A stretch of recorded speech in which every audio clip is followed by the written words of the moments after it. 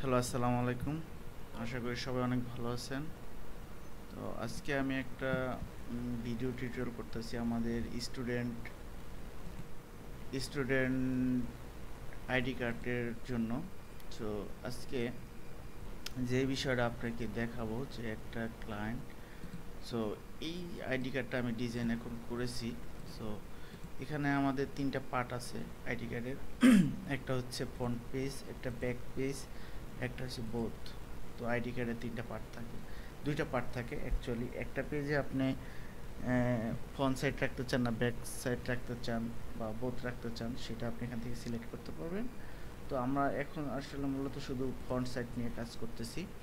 তো ফ্রন্ট সাইডটা আসলে যদি হয় সেটাই ক্লিয়ার করার পরে আমরা ব্যাক সাইড নিয়ে কাজ করব। তো ফ্রন্ট সাইডে আমরা একটা ডিজাইন করছি, এই ডিজাইনটা। সো ক্লায়েন্টের ডিমান্ড হচ্ছে আমাদের প্রত্যেকটা রোতে আমাদের তিনটা ফ্রন্ট পেজ স্টুডেন্টের ডাটা শো হবে। সো সো এই লজিকটা আসলে একটু জটিলতা, অনেকে অনেকেই মানে বুঝতেছে না বা বুঝতেছে না, এই কারণে আসলে আমার এই টিউটোরিয়ালটা করা। সো আমি এই লজিকটা আসলে কিভাবে দিব সেটা আপনাদেরকে দেখাবো। এটা একটা টেবিলের ডিজাইন। সো আমরা স্টার্ট করি। সো টেবিলটা হচ্ছে আমাদের, এই হচ্ছে আমাদের টেবিলের ডিজাইন। সো এটা হচ্ছে এত পার্সেন্ট নিচে আমি কলামের। সো আমরা এই রোটা আসলে ফরিস করবো। এটার মধ্যে আবার এই তিনটা। সো আমি করছি, আপনি একটু দেখেন, যদি আপনাদের কারো উপকার হয় আপনি এই টিউটোরিয়ালটা দেখতে পারেন। সো এখানে ফরেস্ট করে দিলাম, দিয়ে দিলাম। এই টেবিলটা এই টিয়ারটা আমি কি করলাম, লুপের মধ্যে দিয়ে দিলাম। সো এই টেবিল টিয়ারের মধ্যে আসলে আমার তিনটা স্টুডেন্টের ডাটা শো হবে। সো সেই ক্ষেত্রে এটাই হচ্ছে জটিলতা, আর কোনো জটিলতা নেই। তো একটা রোয়ের মধ্যে আমার তিনটা স্টুডেন্টের ডাটা শো হবে, তিনজন স্টুডেন্টের। সো সেখানে আমাদের একটা লজিক মানে কন্ডিশন দিতে হবে। কন্ডিশনটা আপনাকে যদি এসএল, আমি একটা ভেরিয়েবল নিলাম সিরিয়াল নাম্বার। সো এখানে দিলাম হচ্ছে 0।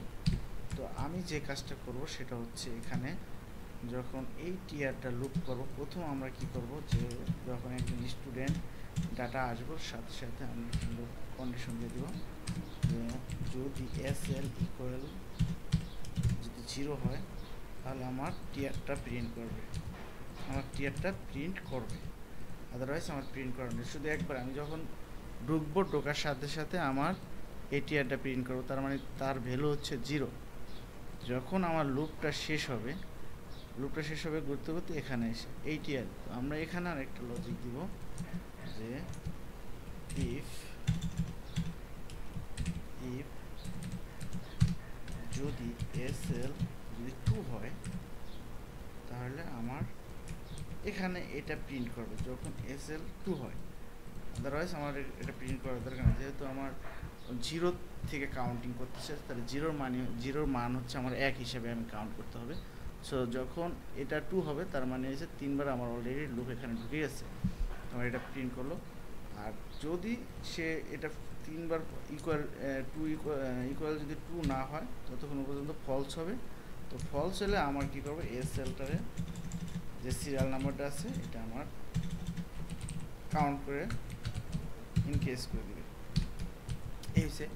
আর যখন আমার এখান দিয়ে ঢুকবো, ঢুকতে আবার আমি এর মানটাকে আমি এর মান আমি 0 করে দিলাম, এসএল এর মান 0। সো আমার কি হলো, যখন লুপ আবার আমি একটু আবার ব্রিফ দিচ্ছি আবার একদিন। সো প্রথম আমি কি করলাম, এসএল এর মানটাকে 0 নিলাম, এটার ভেরিয়েবল। সো যখন আমার ভেরিয়েবল 0 হলো তখন আমার এসএল ইকুয়াল মানে সমান সমান যখন 2 হবে তখন আমার আইডিটা টিয়ারটা প্রিন্ট করবে। তো যতক্ষণ পর্যন্ত এটার মান চেঞ্জ মানে 0 থাকবে যতক্ষণ পর্যন্ত, ততক্ষণ পর্যন্ত টিয়ার প্রিন্ট হবে। যখন যায় আমার টিয়ারের মান আবার নিচে যে কন্ডিশনটা আছে যে যতক্ষণ পর্যন্ত আমার এসএল এর মান 2 হবে ততক্ষণ পর্যন্ত এটা এই টিয়ারটা প্রিন্ট হবে না। আর এখানে এসএল এর মান 2 মানে হচ্ছে আমার এখানে 3টা প্রিন্ট করে ফেলছে। সো আমার এখানে দরকারও 3জন স্টুডেন্টের ডাটা আমার এখানে শো করানো দরকার। তো সেক্ষেত্রে আমি যেটা করছি, মানে 0 মানি 1, 1 মানি 2, 2 মানি 3। সো 3বার আমার প্রিন্ট হয়ে গেছে। তখন আমার কি করলাম, এই ভেরিয়েবলটা জিরোটা আবার এসএলএস জিরোটা আমি 0 করে দিলাম। 0 করাতে আবার এখান দিয়ে কি করলো, আমার এই টিয়ারটা আবার প্রিন্ট করলো। সো এইভাবে আমাদের লুপটা চলতে থাকবে। সো আমরা এখন একটু ভিউ দেখি রেজাল্টটা কি হয়।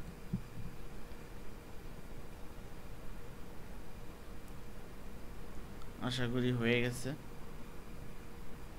ইয়েস। তো এখানে আমার সবগুলো স্টুডেন্টের ডাটা এখানে লুপে চলে আসছে। সো এখন আমি ভেরিয়েবলের ডাটা আমরা এখানে স্টুডেন্টের ডাটাগুলো শো করে দিই। আশা করি সবাই বুঝতে পারছেন।